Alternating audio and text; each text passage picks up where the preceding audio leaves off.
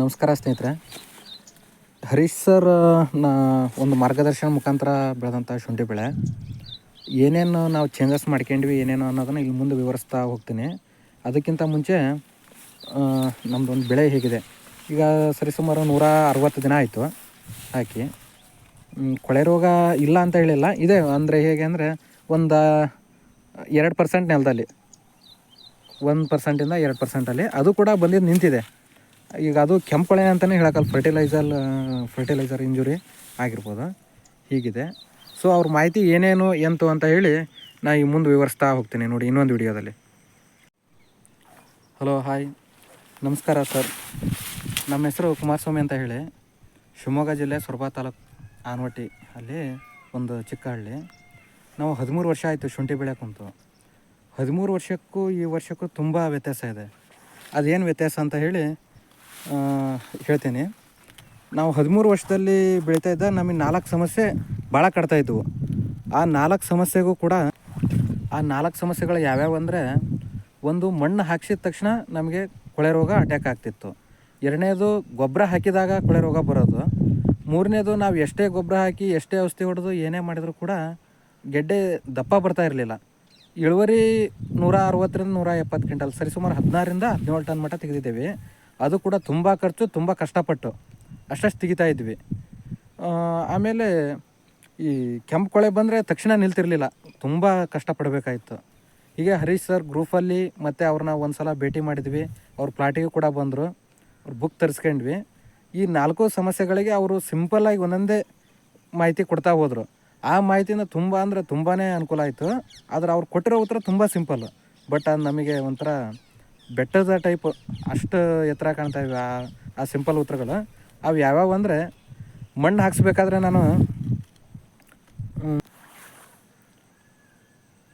ಆ ಮಣ್ಣು ಹಾಕ್ಸ್ಬೇಕಾದ್ರೆ ಸರ್ನ ನಾನು ಕೇಳ್ತಾ ಇದ್ದೆ. ಕೇಳಿದೆ ಒಂದು ಸಲ, ಸರ್ ಮಣ್ಣು ಹಾಕ್ಸಿದ ತಕ್ಷಣ ರೋಗ ಬರ್ತಾ ಇದೆ, ಕೊಳೆ ರೋಗ, ನಾವು ಏನು ಮಾಡಬೇಕು? ನನಗೆ ಮಣ್ಣು ಹಾಕ್ಸೋಕ್ಕೆ ಹೆದರಿಕೆ ಬಿಟ್ಟಿದೆ, ಹಾಗಾಗಿ ಹೆಂಗೆ ಸರ್ ಅಂತ ಹೇಳಿ. ಸರ್ ಸಿಂಪಲ್ಲಾಗಿ, ಏನು ನಾವು ಮಡಿ ಮಾಡಿದ ಖಾನೆ ಇದೆ, ಆ ಖಾನೆಗೆ ಬ್ಲೀಚಿಂಗ್ ಪೌಡ್ರು ಹಾಕಿ ಅಂತ ಹೇಳಿ. ಇಲ್ಲಿ ನೋಡಿ, ಈಗ ಶುಂಠಿ ಹೀಗಿದೆ ನಮ್ಮದು.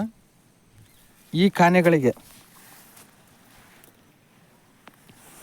ಖಾನೆಗಳಿಗೆ ನಾವು ಬ್ಲೀಚಿಂಗ್ ಪೌಡ್ರನ್ನ ಮೊದಲಿಗೆ ಹಾಕಿ, ಆಮೇಲೆ ಹಾಕಿದ ತಕ್ಷಣ ಏನು ಮಾಡಿ, ಒಂದು 10 ನಿಮಿಷ, ತೇವಾಂಶ ಇದ್ದರೆ ಬೇಡ, ತೇವಾಂಶ ಇಲ್ಲ ಅಂದರೆ ಒಂದು 10 ನಿಮಿಷ ಜಟ್ಟಿ ನೀರು ಹೊಡೆದು 1 ದಿನ, ತಪ್ಪಿದರೆ 2 ದಿನ ಬಿಡಿ. 2 ದಿನ ನಂತರ ನೀವು ಮಣ್ಣು ಹಾಕಿಸಿ. ಅದು ಮಣ್ಣು ಹಾಕ್ಸಿದ ತಕ್ಷಣ ಕೊಳೆ ರೋಗ ಬರಲ್ಲ ಅನ್ನೋಂಥ ಮಾತನ್ನು ಅವ್ರು ಹೇಳಿದರು. ಸೊ ಈ ಸಿಂಪಲ್ ಟ್ರಿಕ್ಸು, ಇದು ನಮಗೆ ಇಷ್ಟು ದಿನ ಗೊತ್ತಿರಲಿಲ್ಲಲ್ಲ ಅಂತ ಹೇಳಂದು ಅದನ್ನು ಮಾಡಿದ್ವಿ. ಆಮೇಲೆ 2ನೇದಾಗಿ, ನೀವು ಮಣ್ಣು ಹಾಕ್ಸಬೇಕಾದ್ರೆ ಒಂದು ಕಾಂಟ್ಯಾಕ್ಟ್ ಫಂಗಿಸೈಡನ್ನು, ಒಂದು M45 ಆಗಲಿ ಅಥವಾ ಅವತಾರ ಆಗಲಿ, ಯಾವುದೇ ರೀತಿ ಒಂದು ಕಾಂಟ್ಯಾಕ್ಟ್ ಫಂಗಿಸೈಡನ್ನು ಸ್ಪ್ರೇ ಕೊಟ್ಟ ತಕ್ಷಣ ಅದು ಯಾವುದೇ ರೀತಿ ಕೊಳೆ ರೋಗ ಬರಲ್ಲ ಅನ್ನೋಂಥ ಮಾತನ್ನು ಅವ್ರು ಹೇಳಿದರು. ಹಾಗಾಗಿ ನಾವು ಮಣ್ಣು ಹಾಕ್ಸಿದ ತಕ್ಷಣ ಕೊಡ್ತಿರಲಿಲ್ಲ, ಒಂದು 8 ದಿನ ಆಗಲಿ ಅಥವಾ 8 ದಿನ ಮುಂಚೆ ಕೊಡ್ತಾಯಿದ್ವಿ. ಅದೇ ನಮಗೆ ಪ್ರಾಬ್ಲಮ್ ಆಗೋದು. ಆವಾಗ ಅದನ್ನು ಮಾಡಿದ್ವಿ. ನಮಗೆ ಮಣ್ಣು ಹಾಕ್ಸಿದ ತಕ್ಷಣ ಈ ವರ್ಷ ಯಾವುದೇ ರೀತಿ ಕೊಳೆ ರೋಗ ಬರಲಿಲ್ಲ. ಇದು 1ನೇ ಸಮಸ್ಯೆಗೆ ಅವರು ಕೊಟ್ಟಂಥ ಪರಿಹಾರ. ಇನ್ನು 2ನೇ ಸಮಸ್ಯೆ, ನಾವು ಗೊಬ್ಬರ ಹಾಕ್ಸಿದ ತಕ್ಷಣ ಎನಿ ಕಂಡೀಷನ್ ರೋಗ ಬರೋದು. ಗೊಬ್ಬರ ಹಾಕಿದ ತಕ್ಷಣ ಭಾರಿ ತಲೆನೋವು ಆಗ್ಬಿಡೋದು, ನಮಗೆ ಹೆಂಗಪ್ಪ ಗೊಬ್ಬರ ಹಾಕೋದು ಅಂತ. ಅವ್ರು ಏನಲ್ಲ, ಸಿಂಪಲ್, ಅದು ಫರ್ಟಿಲೈಸರ್ ಇಂಜುರಿ ಆಗುತ್ತೆ, ಅದಕ್ಕೆ ನೀವು ಏನಿಲ್ಲ, ಮೊದಲಿಂದ ಒಂದೊಂದು ಸ್ಪ್ರೇ ಕೊಡ್ತಾ ಬನ್ನಿ. ಗೊಬ್ಬರ ಹಾಕಿಸಿದ ತಕ್ಷಣ ಮುಂಚೆ ಕೊಡಿ, ಇಲ್ಲ ಹಾಕಿದ ದಿನವೇ ಕೊಡಿ, ಇಲ್ಲ ಮಾರನೇ ದಿನ ಕೊಡಿ ಅನ್ನೋಂಥ ಮಾತನ್ನ ಹೇಳಿದರು. ಅದು ಒಂದು ಸಿಂಪಲ್ ಟ್ರಿಕ್ಸ್. ನಾವು ಮಾಡ್ತಾ ಇದ್ದಂಥ ತಪ್ಪು ಏನಂದರೆ, ಒಂದು 4-5 ದಿನ ಮುಂಚೆ ಕೊಡ್ತಿದ್ವಿ, ಇಲ್ಲ ಒಂದು 8 ದಿನ ಲೇಟಾಗಿ ಕೊಡ್ತಿದ್ವಿ ಗೊಬ್ಬರ ಹಾಕಿದ ಮೇಲೆ. ಅದೇ ತಪ್ಪಿಂದ ಅದು ಆ ಗ್ಯಾಪಲ್ಲಿ ಕೆಂಪು ಕೊಳೆ ಬಂದುಬಿಡೋದು. ಈ ಸಲ ಅವ್ರು ಹೇಳಿದ ತಕ್ಷಣ ಏನು ಮಾಡಿದ್ವಿ, ಗೊಬ್ಬರ ಹಾಕಿನೇ ನಾವು ಸ್ಪ್ರೇ ಕೊಟ್ಟು ಗೊಬ್ಬರ ಏನು ಹಾಕಿದ್ವಿ, ಅದು ತುಂಬ ಅನುಕೂಲ ಆಯಿತು. ಅದು ಒಂದು ರೋಗ ನಿಲ್ತು. ಆಮೇಲೆ ಇನ್ನು ಗೆಡ್ಡೆ ಸೈಜ್ ಬರೋದು ನಮಗೆ, ನಾವು ಪೊಟ್ಯಾಷಿಯನ್ನೇ ಯೂಸ್ ಮಾಡ್ತಾ ಇರಲಿಲ್ಲ. ಅಂದರೆ ಹೇಗೆ ಅಂದರೆ, ಸಪ್ರೇಟಾಗಿ ಪೊಟ್ಯಾಷಿಯನ್ ಬದಲಿ 15-15 ಇಲ್ಲ 10-26 ಇಲ್ಲ 19-19 ಇದನ್ನು ಯೂಸ್ ಮಾಡ್ತಾಯಿದ್ವಿ. ಇದನ್ನು ಯೂಸ್ ಮಾಡೋದ್ರಿಂದ ನಮಗೆ ಫಾಸ್ಫರಸ್ ಬರೀ ಹೆಚ್ಚಿಗೆ ಯೂಸ್ ಮಾಡ್ತಾಯಿದ್ವಿ. ಅದು ಮತ್ತು ಎಲೆ ಎಲ್ಲ ಬೆಳಬೆಳಗ್ಗೆ ಎಲ್ಲ ಆಗೋದು. ಆದ್ದರಿಂದ ತುಂಬ ದುಡ್ಡು ನಷ್ಟ, ಆಮೇಲೆ ಇಳುವರಿನೂ ಕಡಿಮೆ. ಆಮೇಲೆ ಔಷಧಿ, ಗೊಬ್ಬರದ ಅಂಗಡಿಯವ್ರನ್ನ ಕೇಳಿದರೆ ನಾವು, ಇಲ್ಲಿ ನೋಡಿ ಹೀಗಿದೆ ಶುಂಠಿ, ಆ ಗೊಬ್ಬರದ ಅಂಗಡಿಯವ್ರನ್ನ ಕೇಳಿದರೆ ಅವ್ರು ಏನು ಹೇಳ್ತಾಯಿದ್ರು, ಇಲ್ಲ ನೀವು 19-19 ಹಾಕಿ, 15-15 ಹಾಕಿ, ಈಗಲೂ ಕೂಡ ಅದೇ ಮಾತು ಹೇಳ್ತಾ ಇದ್ದಾರೆ ಅಂತ ಹೇಳ್ತಾಯಿದ್ರು. ಅದು ದುಡ್ಡು ಕೊಟ್ಟು ನಾವು ಹಾಕಿ ರೋಗನ ಆಹ್ವಾನ ಮಾಡ್ಕೊಂಡಂಗೆ ಆಗ್ತಿತ್ತು. ಈ ವರ್ಷ ಅವ್ರು ಹೇಳಿದ ಪ್ರಕಾರ ಈಗೇನು ಅವರು ಒಂದು ಎಕರೆಗೆ 117 kg ಪೊಟ್ಯಾಶ್ ಬುಕ್ಕಲ್ಲಿ ಇದನ್ನು ಮಾಡಿದ್ದಾರೆ ರೆಫರ್.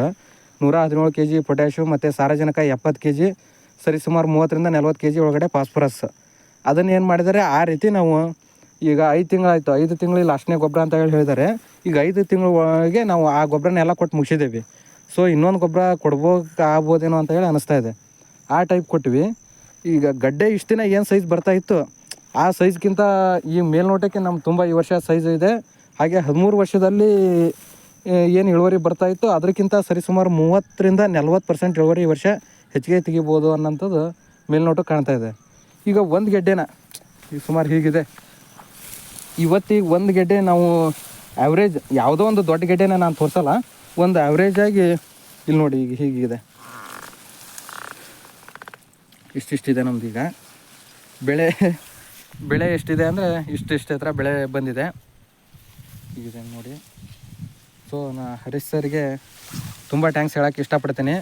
ಹಾಗೆ ಹರೀಶ್ ಸರ್ ಹೇಳ್ದಂಗೆ ಒಂದು 3 ತಿಂಗಳಿಗೊಮ್ಮೆ ಆಗಲಿ ಅಥವಾ 4 ತಿಂಗಳಿಗೊಮ್ಮೆ ಆಗಲಿ ಎಲ್ಲ ರೈತರು ಒಂದೊಂದು ಕಡೆ ಸೇರಿ ಇದನ್ನು ಮಾಹಿತಿ ಮಾಡ್ಕೊಂಡು, ಆ ಪ್ರತಿಯೊಬ್ಬ ರೈತರು ಸೇರ್ಕೊಂಡ್ಯಾರು ಏನಿದ್ದಾರೆ, ಬರೀ ಅವ್ರು ಮಾತ್ರ ಮಾಹಿತಿ ಇಟ್ಕೊಳೋ ಬದಲಿ ಹರೀಶ್ ಸರ್ ಈಗ ನಮಗೆ ಹೆಂಗೆ ಮಾರ್ಗದರ್ಶಕರಾಗಿ ತಿಳಿಸ್ತಾ ಇದ್ದಾರೆ, ಈ ನಾವು ಹಾಗೆ ನಮ್ಮ ಅಕ್ಕಪಕ್ಕ ಇರೋ ನಾವು ಸರಿಸುಮಾರು ಒಂದು 25 ರಿಂದ 50 ರೈತರಿಗೆ ನಮ್ಮ ಮಾಹಿತಿನ ಏನಾದರೂ ನಾವು ಹೇಳಿದ್ವಿ ಅಂದರೆ, ಹರೀಶ್ ಸರ್ ಒಂದು ಏನು ಇಂಟೆನ್ಷನ್ ಇದೆ ಈಗ ರೈತರನ್ನ ಬೆಳೆಸ್ಬೇಕು ಅನ್ನೋಂಥದ್ದು, ಆ ಇದಕ್ಕೆ ತುಂಬ ಅನುಕೂಲ ಆಗುತ್ತೆ.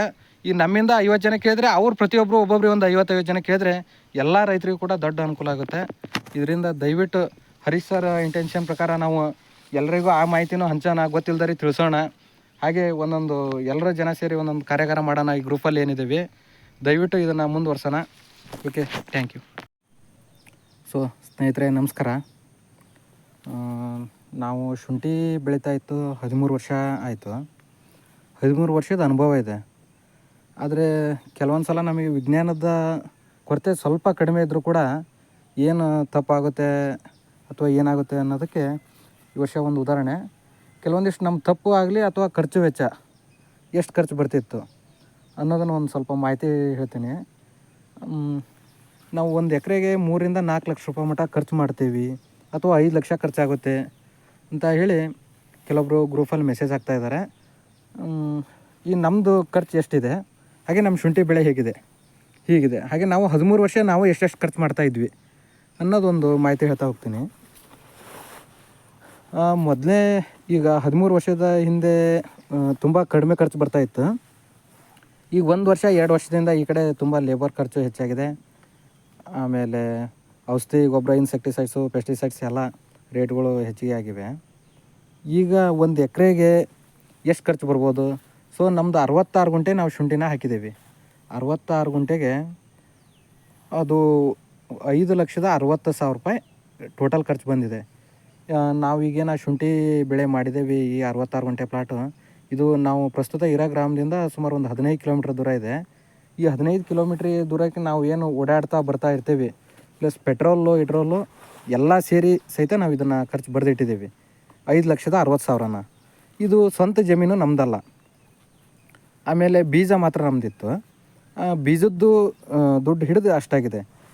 ಈಗ ಜನ 5 ಲಕ್ಷ ಹೀಗಾಗುತ್ತೆ ಅಂತಾರೆ, ಆಮೇಲೆ ನಮಗೆ ಲಾಸ್ ಆಯಿತು ಅಂತಾರೆ. ನಮ್ಮದೇ ಜಮೀನು ಅಥವಾ ನಮ್ಮದೇ ಬೀಜ ಇದ್ದರೆ ಎಷ್ಟು ಖರ್ಚು ಬರ್ಬೋದು, ಅಥವಾ ನಮ್ದು ಅಲ್ಲ ಅಂದರೆ ಎಷ್ಟು ಖರ್ಚು ಬರ್ಬೋದು ಅನ್ನೋದು ಒಂದು ಹೇಳ್ತೀನಿ ನಮ್ಮ ಅನುಭವದಲ್ಲಿ.